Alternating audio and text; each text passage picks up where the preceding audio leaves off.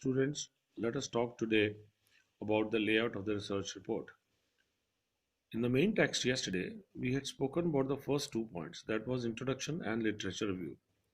Today, we'll talk about the research methodology, the objectives, the data collection and analysis, results and discussions, and findings and recommendations. So let us go one by one. What is meant by research methodology? What is a research methodology?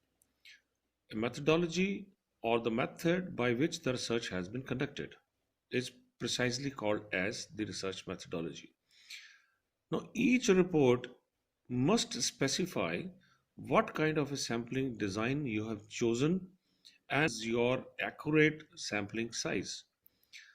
Under the sampling design, you will specify whether it is an exploratory study, whether it is a descriptive study, or whether it is a causative study. Also, under the sampling size, you will specify the technique of collecting the sampling in the sense whether it's a convenient sampling, or it is a stratified sampling, or it is a systematized sampling. What kind of a sampling technique you have used, you need to specify. Also, similarly, you will also specify what is the total sample size which you have chosen to complete the research objectives. The sampling size ideally speaks between 50 to 200. At times, the sample size can be more than 200, but ideal size it should not be less than 50. In certain studies where the environmental studies are concerned, where the attitude studies is concerned, the preference level is concerned, the factors influencing a perception is concerned, the sample size of 200 plus would be more ideal. The larger the sample size, the chances of getting a wrong decision, a wrong information is lesser. So, ideally speaking, your sampling size should not be less. It should be more and more so that the results which you obtain after the analysis of the data, you will find the the results are very accurate. The next point is research objectives. What do you mean by research objectives? It means to say for what purpose you have conducted this research. Normally, there should be 2 to 3 objectives which can complete the entire research study. Now, these 3 objectives would also talk about what you need to do and what would be the result later on. On these objectives, what you do now? You need to collect the data.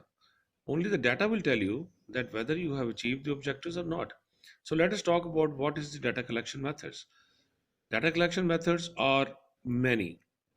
One is the secondary data, second is the primary data. Now secondary data is can be collected from the existing reports, from the existing data, the data which has been collected by somebody else for some other purpose, you can utilize that data.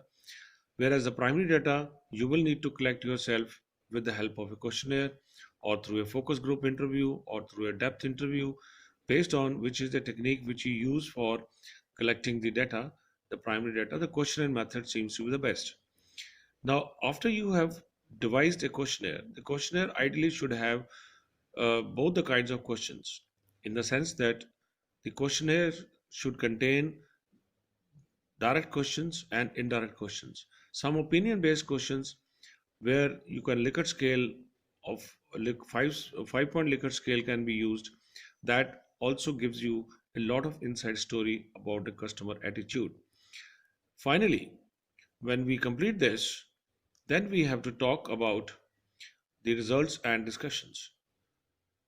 Now, after the data has been collected, now you will put that data to statistical test.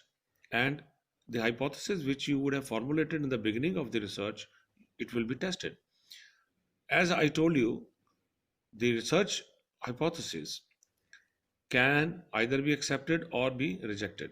If it is accepted, hypothesis, or if the alternate hypothesis is to be accepted, then your data tell you to reject the null hypothesis and accept the alternate hypothesis. Based on your hypothesis testing, the results are very clear. Now you will summarize your results in a separate page and would write differently and specifically that based on this data you have come to this conclusion. Lastly, under the main text of the report, the last chapter would be findings and recommendations. This part of the report will list down what are the findings of your study and what are your suggestions for future and what are your recommendations for the company or the institute to this part is purely your own opinion based uh, submission. So this is all for today. Tomorrow we will talk in the rest of the report writing.